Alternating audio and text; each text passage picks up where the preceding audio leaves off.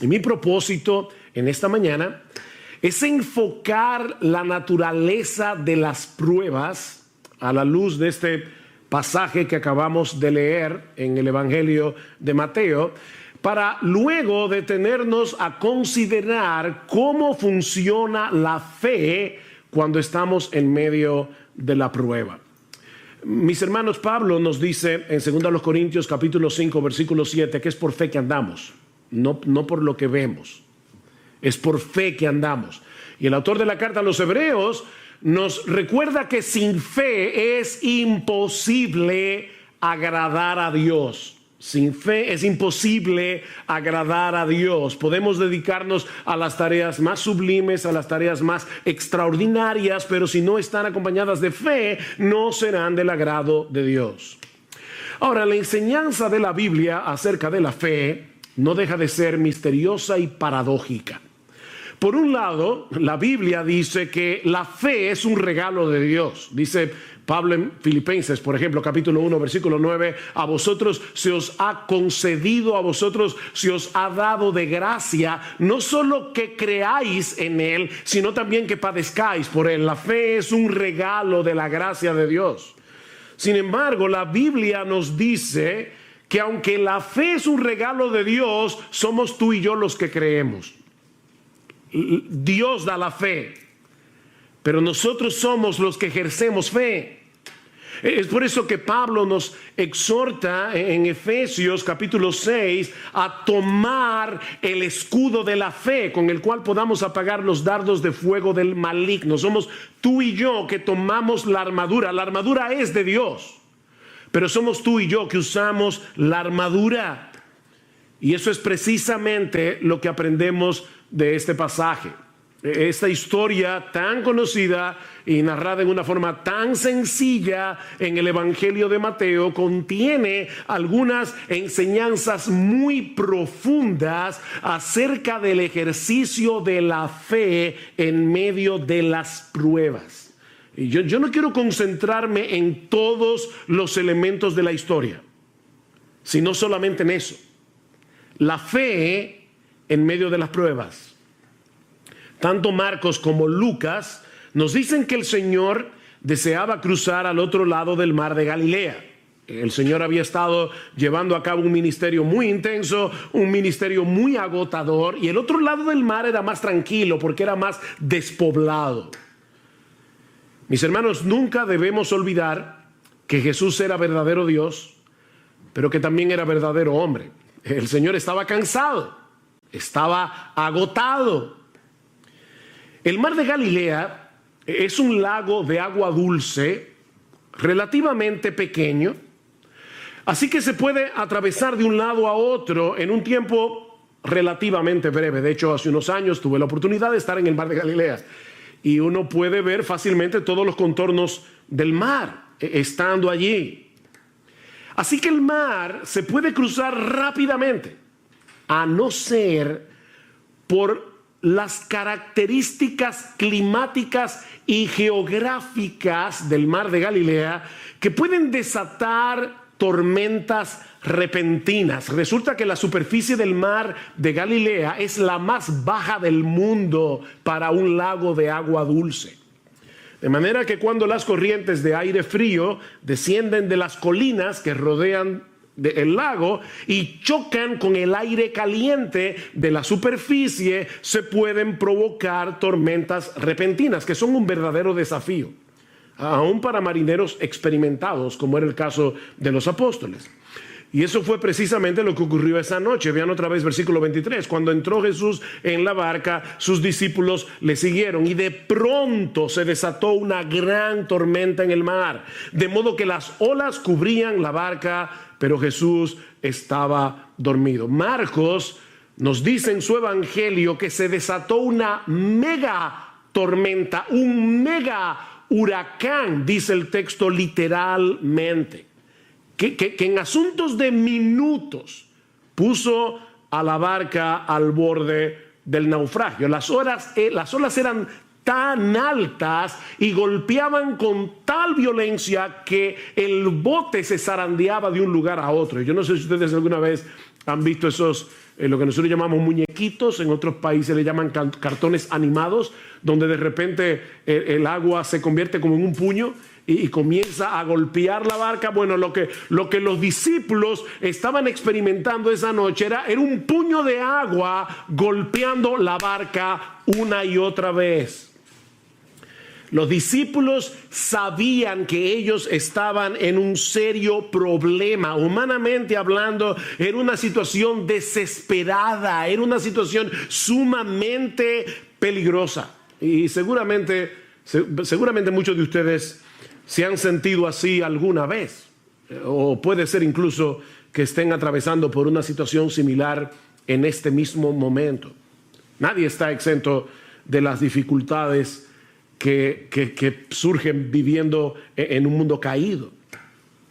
Y por eso, mis hermanos, es que es tan importante entender la naturaleza de las pruebas para luego ver cómo nosotros debemos ejercitar fe cuando estamos en medio de una prueba. Así que veamos en primer lugar la naturaleza de las pruebas tal como Dios nos los revela en este pasaje. Y lo primero que aprendemos de este texto es que las pruebas son controladas y enviadas por Dios con un propósito. Las pruebas son controladas y enviadas por Dios con un propósito.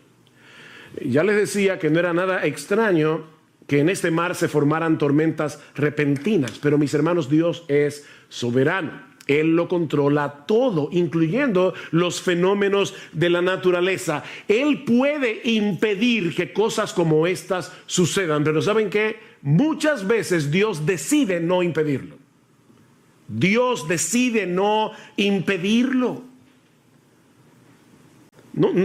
Yo sé que fue un error de un obrero que estaba impermeabilizando nuestro techo este jueves en la tarde. Pero mis hermanos, ese error de un obrero estaba en las manos del Señor. El hecho de que esa noche cayera un aguacero, nosotros lo escuchábamos fuera de la habitación y decíamos, está cayendo el cielo.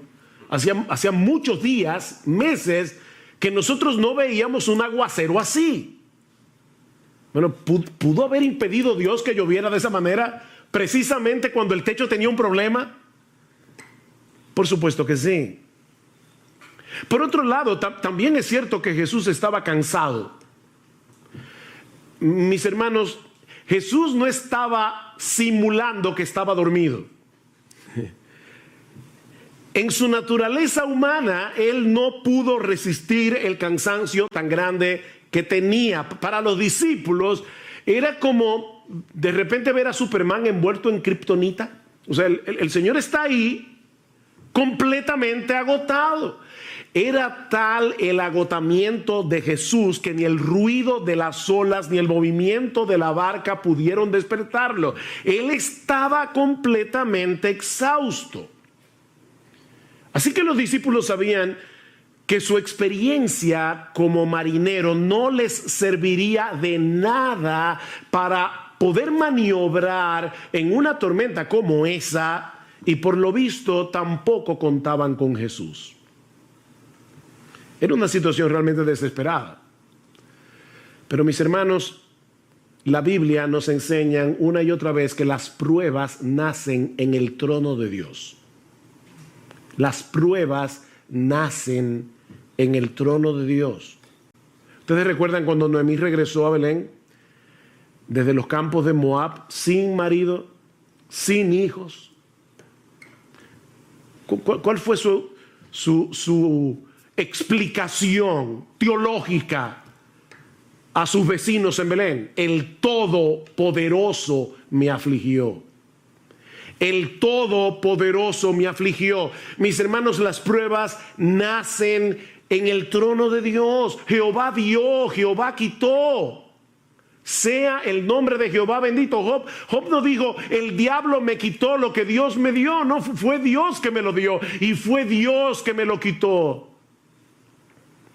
No somos víctimas de un destino ciego. Estamos en las manos de un Dios lleno de sabiduría, de un Dios lleno de poder, que controla todas las cosas para su gloria y para el bien de su pueblo. Mis hermanos, déjenme hacerles una pregunta. ¿Quién fue que tomó la decisión de embarcarse esa noche para cruzar el lago? Fue Jesús. Él era el único responsable de que ellos estuvieran en esa situación. Y la tormenta que se desató esa noche repentinamente no era otra cosa que la voz de Dios levantando el viento, levantando las olas. Dice en el Salmo 107, Él habló y levantó un viento tempestuoso que encrespó las olas del mar. No fue la madre naturaleza la que provocó esa tempestad, fue el decreto soberano de Dios. Él metió a los discípulos en medio de ese mega huracán porque quería enseñarles algo acerca del poder y la autoridad del Señor Jesucristo. Así que, mi hermano, si tú estás ahora en medio de una prueba, sea grande, sea pequeña, tal vez no es un mega huracán, pero sea grande o sea pequeña, tú tienes que entender que fue Dios el que te metió en esa prueba. No fue el destino. No fue un virus invisible.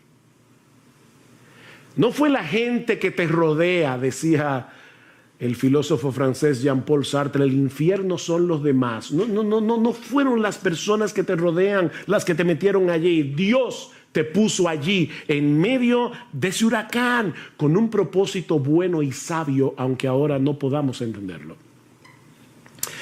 Pero este pasaje también nos enseña que las pruebas llegan sin aviso.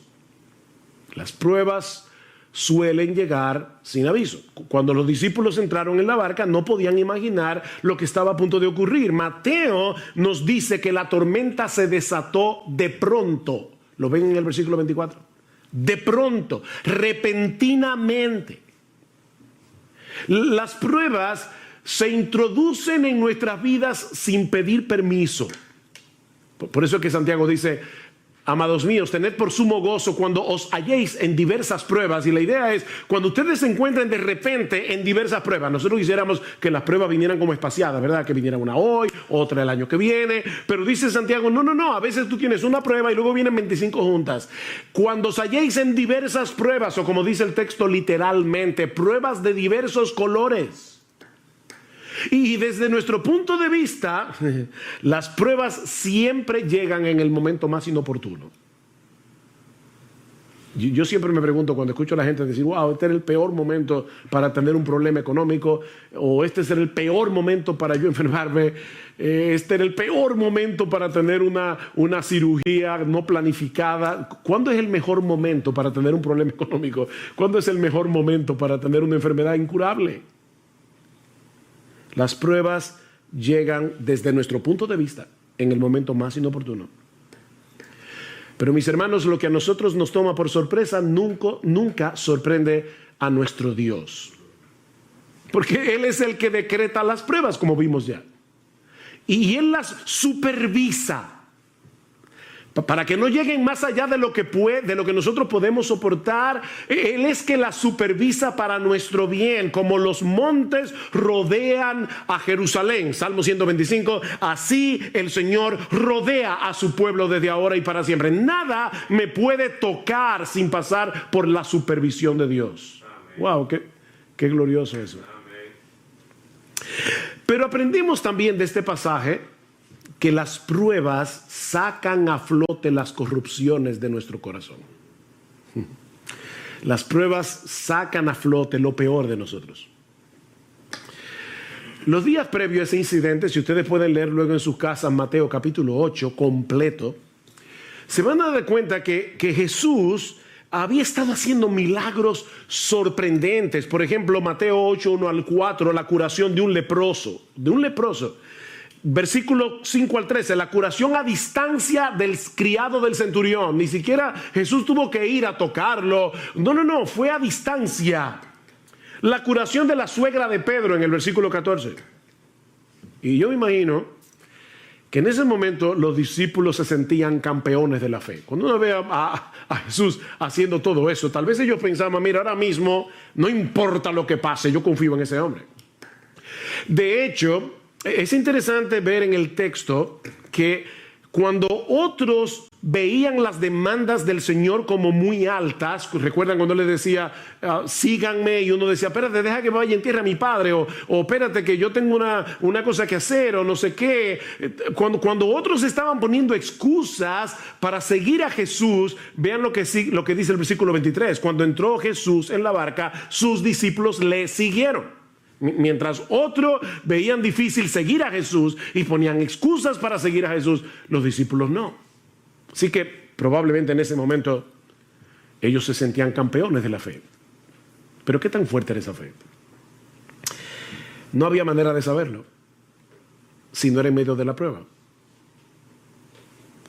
Abraham no sabía qué tan fuerte y sólida y vigorosa era su fe hasta que Dios le pidió que sacrificara a Isaac. Ezequías fue un buen rey de Israel. Enfermó, le oró a Dios que lo sanara, Dios lo sanó. Y probablemente en ese momento se sentía fuerte en su fe. Llegaron unos embajadores de Babilonia y el orgullo de Ezequías salió a flote inmediatamente. Mis hermanos, es en medio de las pruebas que conocemos el estado real de nuestro corazón. Nuestra fe será probada por el fuego, dice en 1 de Pedro capítulo 1, versículo 7. Tiene que ser probada por el fuego. ¿Qué hace el fuego? El fuego licúa el oro, y al licuarse, como es un metal pesado, eso hace que la basura salga a flote. Y entonces el orfebre comienza a purificar el oro. Pero tiene que ser por medio del fuego. Yo estoy seguro que a nadie le gustaría ir a una joyería, comprar una prenda pensando que es de oro y después resulta que era de hojalata. El oro tiene que ser probado y se prueba con fuego. No solo para ver su genuinidad, sino también para librarlo de impurezas. El oro tiene que ser probado por fuego, y nuestra fe también. Nuestra fe también tiene que ser probada. Y cuando somos probados, es que podemos ver una verdadera radiografía de lo que hay en nuestro corazón. Pero aprendemos también de este relato que las pruebas son un antídoto contra nuestro sentido de autosuficiencia. Las pruebas son un antídoto contra nuestro sentido de autosuficiencia. Estos hombres eran pescadores, bueno, y eran pecadores también, pero eran pescadores experimentados, eran marineros de experiencia. Seguramente ellos habían estado en tormentas anteriormente en el mar de Galilea, porque eso era muy común. Pero ahora Dios los había colocado en una situación tan extrema que ellos sabían que toda su experiencia no les serviría de nada. De nada. Mis hermanos, Dios usa las pruebas para llevarnos a descansar únicamente en Él, para destruir nuestro sentido de autosuficiencia. Pablo dice en 2 Corintios capítulo 1, versículos 8 al 9, que Dios los puso en una situación tal cuando ellos estaban en Asia Menor, que Pablo dice, nosotros tuvimos temor de morir, pensamos que no íbamos a conservar la vida, y Dios hizo eso, escuchen lo que dice Pablo, a fin de que no confiáramos en nosotros mismos. Pablo, el gran apóstol Pablo, está diciendo, en otras palabras, yo tengo la tendencia, igual que todos los demás, a confiar en mí mismo. Y Dios envió esta prueba para que no confiáramos en nosotros mismos. Todos nosotros tenemos una fuerte tendencia a confiar en nuestras propias capacidades. Y ¿saben qué? Nunca somos más débiles, ni estamos en una condición más vulnerable que cuando somos atrapados por el sentido engañoso, que es una ilusión, de que nosotros podemos hacer las cosas en nuestras propias fuerzas. Eso es una ilusión. Pero cuando estamos en medio de las pruebas, percibimos más claramente lo frágiles que somos, y eso nos mueve a buscar nuestro refugio únicamente en Dios. Por eso es que Pablo dice en esa misma carta al final, 2 Corintios 12, por tanto, de buena gana me gloriaré en mis debilidades, para que repose sobre mí, para que tabernaculice sobre mí, para que el poder de Cristo haga una tienda de campaña sobre mí. Es lo que está diciendo Pablo, por lo cual, por amor a Cristo, me gozo en la debilidades, en afrentas, en necesidades, en persecuciones, en angustia, porque cuando soy débil, entonces soy fuerte. Cuando soy débil. Nunca estamos en una mejor condición espiritual que cuando percibimos que se acaban nuestras fuerzas, que ya no tenemos otra opción que ampararnos en el poder de la gracia de Dios. Pero lo más importante que nosotros aprendemos de este pasaje acerca de la naturaleza de las pruebas es que las pruebas nos brindan una excelente oportunidad para crecer en nuestro conocimiento de Dios y de sus caminos. Las pruebas son una escuela. Una escuela. Versículo 27. Y los hombres se maravillaron diciendo, ¿quién es este? Fíjense, ellos habían visto a Jesús hacer milagros. Pero ahora se están preguntando, ¿quién es este? Este hombre no encaja dentro de nuestras categorías humanamente hechas. Cristo no encaja. ¿Quién es este? Que aún los vientos y el mar le obedecen. Esto no era una mera teoría para ellos. O sea, no fue que ellos vieron cómo Jesús se levantó de la barca. Yo les decía al principio, yo no voy a estudiar y considerar cada uno de los detalles de la historia, pero ustedes recuerdan, ¿verdad? Jesús está dormido, los discípulos lo despiertan, Cristo mira el mar, mira el viento y le dice, cállate. Y la reacción de los discípulos no fue, wow, qué interesante. O sea, fíjate, wow, él solamente, dijo la palabra y el mar se calmó. No porque ellos ya conocían eso en teoría. Ellos sabían que Jesús era poderoso, porque lo habían visto sanar. Recuerden, milagrosamente a leprosos, al criado del centurión. Ellos sabían que Jesús tenía poder. Pero ahora estaban tomando un examen práctico. Mis hermanos, las pruebas convierten el conocimiento teórico que nosotros tenemos de Dios en verdadero conocimiento. Job tuvo que pasar por todo lo que pasó para poder decir al final de su libro, de oídas te había oído. Un hombre que conocía al Señor, que adoraba a Dios día tras día, que oraba por sus hijos, un hombre piadoso. Y sin embargo está diciendo, Señor, yo no hubiera podido conocerte de no haber pasado por esta experiencia. De oídas te había oído, pero ahora mis ojos te ven. Déjame hacerte una pregunta. ¿Cuál es la mejor manera de aprender a jugar un deporte? ¿Leyendo un manual sobre las reglas de juego, los movimientos? Mira, nosotros podemos tener un manual escrito por Leo Messi acerca de cómo jugar el fútbol y aprender el manual de memoria, pero la única forma de aprender a jugar fútbol es jugando fútbol. Esto no es teórico, hermanos. Esto no es teórico. Y lo mismo ocurre con la teología. Dios quiere que nosotros le conozcamos íntima y personalmente. Dios quiere que nosotros confiemos en Él, no teóricamente, sino en la práctica. Sí debemos estudiar la Biblia, obviamente. Sí debemos leer buenos libros de los atributos de Dios, de la teología. Eso es extremadamente importante. Pero ese conocimiento vendrá a ser verdadero conocimiento cuando nosotros podamos aplicarlo en medio de la tormenta.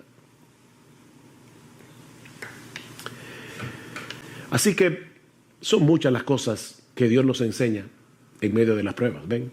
Jamás podremos conocerlo mejor a Él y conocernos mejor a nosotros mismos a menos que atravescamos por diferentes pruebas. Alguien decía muy sabiamente, contemplo el mundo a través de mis lágrimas porque quizás así vea cosas que no vería con los ojos secos. Contemplo el mundo a través de mis lágrimas, porque quizás así voy a ver cosas que yo no vería con los ojos secos. Hay cosas que no se ven con los ojos secos, se ven llorando. Pero este pasaje, tan sencillo, ¿verdad? Son solo como 4 versículos. También nos enseña algunas cosas acerca del ejercicio de la fe en medio de las pruebas. Sí, ya vimos lo que el pasaje nos enseña acerca de la naturaleza de las pruebas, pero veamos ahora lo que nos enseña este pasaje acerca del ejercicio de la fe en medio de las pruebas. Esa noche, los discípulos se dejaron controlar por el miedo, se dejaron controlar por la angustia, a tal punto que no solo pusieron en dudas el poder de Jesús, sino también su amor y su cuidado. Vean otra vez el versículo 25. Y llevándose a él le despertaron diciendo: Señor, sálvanos, que perecemos. El Evangelio de Marcos dice: Maestro, ¿no tienes cuidado que perecemos? Y no es que hay un error entre Marcos y Mateo, es que los discípulos comenzaron todos a hablar a la vez. Y unos dijeron una cosa, otros dijeron otra. Pero el punto es que ellos estaban tan llenos de miedo que perdieron de vista lo que implica tener a Jesús en la barca. Ellos perdieron eso de vista. Y algunos pudieran pensar: bueno, pastor, pero óyame, no era para menos. No, Cristo tenía una evaluación muy diferente. ¿Por qué estáis amedrentados, hombres de poca fe? Hay al menos 2 cosas que nosotros aprendemos de esa respuesta de Jesús a los discípulos. La primera es que la fe rehúsa dejarse dominar por el miedo. La fe rehúsa dejarse dominar por el miedo. La pregunta del Señor puede parecer un tanto extraña en medio de una situación tan extrema, ¿verdad? ¿Por qué tenéis miedo? ¿Cómo que por qué? Pero es que tú no estás viendo el espectáculo. ¿Cómo que por qué tenemos miedo? Nosotros, ¿verdad?, nos identificamos con los discípulos porque de haber estado allí probablemente habríamos experimentado lo mismo. Sin embargo, la pregunta de Jesús implica una reprensión. ¿Por qué reaccionan con miedo? Ahora, déjenme aclarar algo para no crearles un problema de conciencia innecesario.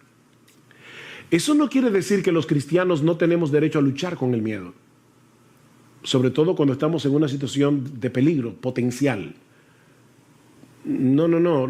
El miedo, el temor es algo que Dios ha puesto en nosotros para llevarnos a la protección, a protegernos, a no ser locos y arrojarnos a una situación que puede hacernos daño. Lo que no tenemos derecho, los cristianos, es a dejarnos controlar por el miedo. Fíjense, nosotros tenemos derecho a tener una lucha inicial con el miedo.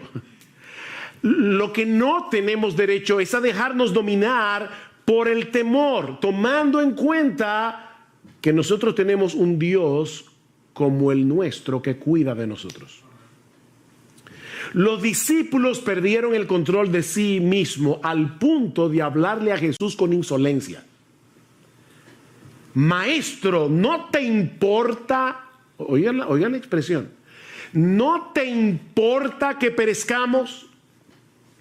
En vez de mostrar una fe sumisa y esperar confiados en que Jesús iba a hacer lo que él tenía que hacer, la frustración, el miedo, los llevaron a reprocharlo por su falta de cuidado y de amor. Ahora, no olviden, mis hermanos, que ellos acaban de ver a Jesús sanar todo tipo de enfermedad. Ellos acaban de ver a Jesús echar fuera demonios. Ellos estaban conscientes de su poder. Ellos estaban conscientes de la compasión de Jesús, pero dejaron que el miedo los controlara. En otras palabras, en ese momento ellos perdieron su teología.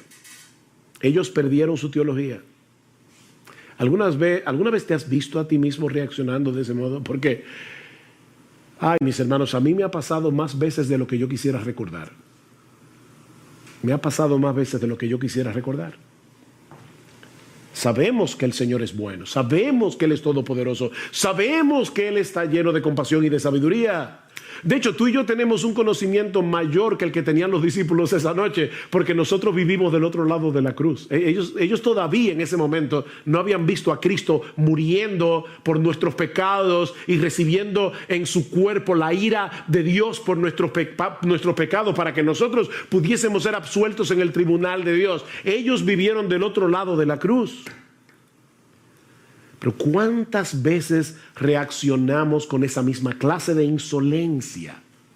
Con esa misma clase de incredulidad en medio de la prueba. No lo decimos con palabras. Pero esa es la queja sutil y silente que está detrás de nuestra amargura y de nuestro descontento. Señor, una cosa es lo que la Biblia dice acerca de tu cuidado, acerca de tu protección hacia los tuyos, pero otra cosa muy diferente es lo que yo estoy viviendo en este momento. Puede que esto se aplique a algunos de tus hijos favoritos en la iglesia, pero honestamente yo no me siento cuidado por ti. De hecho, Señor, si yo puedo serte todavía más honesto, yo siento en este momento que a ti no te importa. Suena duro, ¿verdad? Eso fue lo que los discípulos dijeron a Jesús. A ti no te importa. Por eso se llenaron de miedo. Imagínense lo terrible que es estar en un universo como el nuestro, en un mundo caído, lleno de problemas, y encima de eso saber que en los cielos hay un Dios a quien tú no le importas. Que a Dios no le importa. A ti no te importa, Jesús. Eso fue lo que los discípulos le dijeron. Por eso alguien decía que esta es la historia de dos tormentas, una en el mar y otra en el corazón. Esta es la historia de dos tormentas. Mis hermanos, ¿qué debemos hacer cuando percibimos esa agitación inicial de nuestras almas, cuando percibimos que hay un peligro o una aflicción? Porque decimos, la fe rehúsa dejarse dominar por el miedo. Sí, pastor, eso suena muy bonito, pero ¿cómo yo hago eso? Pero eso me lleva a la segunda enseñanza, a la segunda lección que nosotros podemos aprender de este relato sobre el ejercicio de la fe en medio de las pruebas, y es el hecho de que hay algo que nosotros tenemos que hacer con la fe. O si quieren ponerlo de otro modo, nosotros aprendemos de este relato no solo que la fe rehúsa dejarse dominar por el miedo, sino que la fe es una actividad. La fe es una actividad. Lo que yo quiero decir con esto es que la fe no se dispara automáticamente en medio de las pruebas. Se trata de algo que nosotros tenemos que poner en acción. Tú y yo somos responsables de tomar el escudo de la fe. Lucas, en el relato paralelo, nos dice que luego que el Señor calma el mar en tempestad, Él le pregunta a los discípulos, ¿dónde está vuestra fe? ¿Ven la pregunta? Eso es como el individuo que se compra un revólver para defenderse de los ladrones, lo esconde muy bien, y entonces cuando de repente lo asaltan y él le cuenta el relato a un amigo y le dice, wow, me asaltaron, y el revólver dice, no, los ladrones no lo encontraron, pero no hizo nada. O sea, él tenía el revólver ahí, pero no hizo absolutamente nada. Lo que Jesús le está diciendo es, ¿dónde está? ¿Qué hicieron ustedes con la fe? ¿Dónde está vuestra fe? ¿Qué hicieron ustedes en ese momento con la fe que tienen en mí? Porque mis hermanos, ellos tenían fe en Jesús, por eso lo despertaron. Pero no hicieron nada con esa fe, aparte de despertar a Jesús insolentemente. Mis hermanos, hay algo que debemos hacer con nuestra fe para impedir que la angustia nos arrope. ¿Qué dice el salmista en el Salmo 56? En el día que temo, fíjense, no es yo nunca tengo miedo, no. En el día que temo yo en ti confío, en el día que temo yo tomo la decisión de confiar en ti. Yo tomo la decisión de pensar correctamente.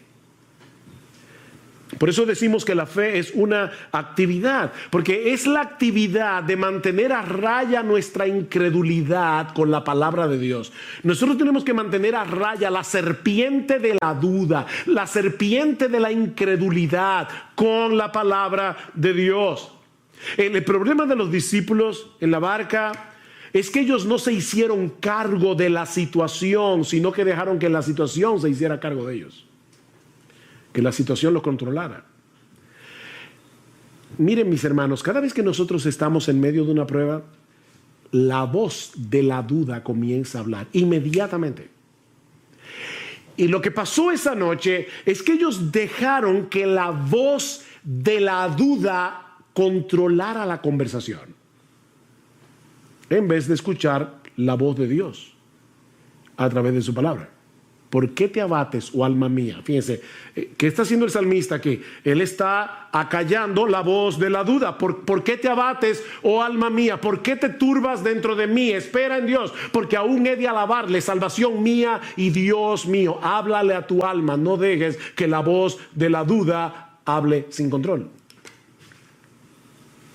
A final de cuentas, sí, el pánico de los discípulos no era justificado. No era justificado a pesar de la tormenta, porque el Rey de Gloria, el Creador de los cielos y de la tierra, estaba con ellos en la barca. Y en ningún momento dejó de estar en control en su naturaleza divina, ni siquiera cuando su naturaleza humana estaba dormida. ¿Ven? Verdadero Dios, verdadero hombre. Él estaba dormido, eso era verdad. Pero su divinidad seguía despierta. El gran problema de los discípulos no era la tormenta, era la falta de fe. ¿Por qué estáis amedrentados, hombres de poca fe? Hombres de poca fe.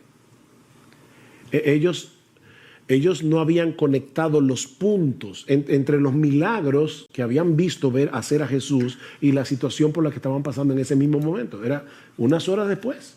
No conectaron los puntos. Mis hermanos, no son las circunstancias de la vida que nos llenan de temor. Lo que nos llena de temor es la falta de fe. Nosotros tenemos un montón de información almacenada en la cabeza acerca del poder de Dios, del amor de Dios, de la sabiduría de Dios. Pero en el momento de la prueba, nuestro diálogo interior nos traiciona. Y entonces, ¿ahora qué? Y sí, y si entonces, y si pasa, y si viene. Ven, el diálogo interior nos traiciona. Lo que nos decimos a nosotros mismos no concuerda con nuestra teología. ¿Ven? Y terminamos dominados por el pánico. Pablo dice que los creyentes sabemos que a los que aman a Dios todas las cosas les ayudan a bien. O sea, Pablo dice, tú eres creyente, tú sabes eso porque el Espíritu Santo te lo ha enseñado, no solamente en su palabra, es que el Espíritu Santo nos habla esa verdad al corazón. Sabemos que a los que aman a Dios todas las cosas les ayudan a bien. ¿Cuál es el problema entonces? Que nos dejamos arrastrar a ese lugar que Juan Bunyan bautizó como llanura del olvido, en el libro de La Peregrina. Y dice Bunyan, por cierto, esa es la parte más peligrosa de estos contornos, la llanura del olvido. Pues si alguna vez los peregrinos sufren algún desastre, es precisamente cuando se olvidan de los favores que han recibido y de lo inmerecidos que son estos. No te dejes arrastrar hacia la llanura del olvido. Y lo digo así porque así lo pone Bunyan, llanura del olvido. No te dejes arrastrar hacia ese lugar. Nunca olvides las misericordias de Dios en Cristo, porque su amor manifestado en el Calvario sigue tan intacto hoy como cuando Cristo estaba muriendo por tus pecados en la cruz. Está intacto el amor de Dios. Ayer escuchaba la historia de una mujer que iba en un barco y el capitán era su esposo. Resulta que de repente se levanta una fuerte tempestad, la mujer está muy atemorizada y va hacia el marido y el marido le pregunta, ¿por qué tienes miedo? Y ella le responde con otra pregunta, ¿y tú por qué no tienes miedo? Hay una tormenta allá afuera. Él, el marido, le pidió a un joven que estaba ahí, dice, tráeme mi espada. Él le trae la espada y él se coloca con la espada frente a ella y le dice, ¿tú me tienes miedo? Y dice ella, por supuesto que no. Y dice, ¿por qué tú no me tienes miedo? Dice, porque yo sé que tú me amas, tú eres mi esposo. Bueno, le dice él, el Dios que controla esta tormenta es mi Padre que me ama y no la usará para hacerme daño. Ella dice, pero el barco puede hundirse. Ah, le dice él, entonces mi alma irá a su presencia a la espera de la resurrección de mi cuerpo. Ven, mi hermano, ¿cuál es el asunto? Esa espada que ahora te hiere está en las manos de Dios, del Dios que te ama, del Dios que cuida de ti, del Dios que no te va a hacer daño, del Dios que no te va a hacer daño. Aunque tenga que usar el escarpelo para hacerte una cirugía de corazón abierto, ese Dios no te va a hacer daño. Mis hermanos, no podemos permitir que las consecuencias de esta pandemia o lo que sucedió este fin de semana con nuestro edificio, claro que no me dio alegría saber que este domingo no nos íbamos a poder reunir en nuestro local. Por supuesto que me dio tristeza ver toda esa agua corriendo por el púlpito y bañando las sillas. Y no fue motivo de alegría subir al techo esta semana, el viernes, y ver lo que había pasado allí. O cualquier otra cosa que pueda suceder mañana. No pueden llevarnos a perder de vista el poder y el amor de Dios. Y que Él hace todas las cosas con un propósito sabio y santo, aunque nosotros no lo entendamos. Yo le decía a mi esposa, yo no sé si, por supuesto, este no es la única razón por la que Dios permitió todo esto, pero quién sabe si Dios quería que nosotros cambiáramos el mensaje de Romanos y predicáramos este mensaje, una de las razones por las que Dios obró para que mucha gente fuera consolada a través del texto de Mateo 8. ¿Quién sabe? Dios tiene tantos propósitos que solo los descubriremos todos cuando lleguemos al cielo. ¿Y acaso? No a nosotros, Señor, no a nosotros, sino a tu nombre da gloria, Salmo 115, por tu misericordia y por tu fidelidad. Solo tu nombre merece gloria porque solo tú estás lleno de misericordia y solo tú eres completamente fiel. Y ahora escuchen la pregunta, ¿por qué han de decir las naciones, ¿dónde está ahora tu Dios? Y yo te digo, ¿por qué le vas a permitir a tu alma, por qué le vas a permitir a tu corazón decir, ¿dónde está ahora tu Dios? Respuesta, nuestro Dios está en los cielos, Él hace lo que le place. Ahora, no olvides que lo que le place es conforme a su misericordia y conforme a su fidelidad. Alguien decía, tal vez escuchemos a nuestro corazón decir, no hay esperanza, pero debemos rebatírselo. Cuando tu corazón diga, no hay esperanza, dice él, debemos rebatírselo. Sí hay esperanza. Sí hay esperanza porque Cristo está en la barca. En nuestras vidas, Cristo está en la barca. Él ha prometido estar con nosotros todos los días hasta el fin del mundo. Y con una sola palabra, Él puede calmar el mar en tempestad. Cristo simplemente dijo, cállate, enmudece. Y la tormenta se calmó, como un niño obediente. Porque nuestro Dios controla el universo. Así que no importa qué tan severa sea la tormenta, no importa qué tan claro percibamos que nuestra barca está a punto de naufragar, una sola palabra de Cristo es suficiente para hacer que el mar vuelva a sosegarse. Y Él dirá esa palabra en el momento preciso cuando la prueba haya cumplido su propósito. Él dirá la palabra. Que Dios nos conceda ojos para ver y una mente para recordar, de modo que podamos glorificarle en medio de la aflicción, mostrando a ese mundo incrédulo allá afuera que estamos en las manos de un Dios sabio, todopoderoso, que nos ama con un amor eterno e inalterable y que Él ha hecho un pacto con su pueblo de no volverse atrás de hacernos bien.